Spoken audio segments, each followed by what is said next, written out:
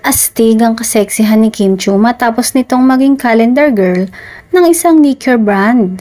Sa mga Instagram post, makikita ang hapit na katawan ng aktres. Iba't ibang post rin ito habang mapang-akit ang tingin ni Kim. Pinusuan naman ng mga netizen ang pagiging calendar girl ni Kim. Kinumpara din si Kim sa mga dating calendar girls na sina Bea Alonzo at Julia Barreto. Sino raw ang mas may case sa tatlo na maging calendar girl? Say nila, perfect daw si Kim sa figura. Samantala, mainit pa rin na pinag-uusapan ng pagkakapili bilang 2025 calendar girl kay Kim Chiu ng isang sikat na alak. Hindi raw inakala ng aktres na mangyayari ito sa kanyang showbiz career. Magkahalong emosyon ang naramdaman ng dalaga nang mabalitaan ang tungkol sa bagong proyekto. Pinaghanda ang mabuti ni Kim ang kanyang sexy photoshoot para sa bagong kalendaryo.